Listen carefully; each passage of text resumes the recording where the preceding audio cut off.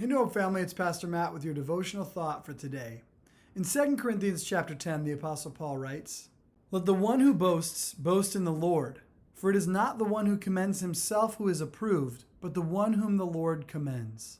See, if we build ourselves up and we commend ourselves, we're not going to be met with approval before the Lord. But if we humble ourselves before the Lord, then He will be the one who gives a commendation of us, and He will be the one who provides ultimate approval for us. But that comes by humbling ourselves and not boasting in ourselves, but actually boasting in the Lord. See, Paul doesn't say don't boast at all. He says don't boast in yourself. Instead, boast only in the Lord. That's his whole point here. Don't boast in yourself, but boast in the Lord. In fact, he does this at the beginning of 2 Corinthians chapter 1.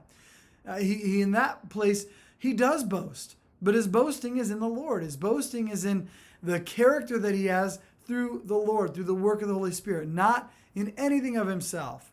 And so obviously boasting in and of itself is not sinful, but boasting in the Lord is what makes the difference. If we boast in ourselves, it's sinful. If we boast in the Lord, it is right and it's the proper thing to do. So let the one who boasts not boast in himself, but boast in the Lord. And I think part of the reason he says this is because, again, people are trying to undermine his ministry and his testimony to the Corinthian church. And so he's saying, look, these people who boast in themselves are nothing. And the Lord will bring them to nothing in the end. So don't follow them, but follow the one then who boasts in the Lord. And that's why he's saying, I boast in the Lord, so follow after me as I follow Christ. That is his whole point. Don't be one who boasts in himself, because we have nothing that is worthy of boasting in.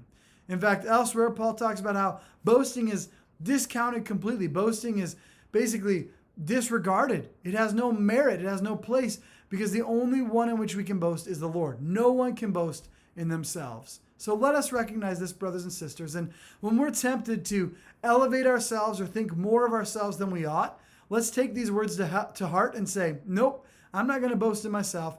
I'm going to be amongst those who boast in the work of my Lord, who's brought redemption to my soul, who's brought goodness and grace and mercy and giftedness, not for my own purposes and to glorify myself, but to give glory to the Lord in everything that I say, think, and do in this life.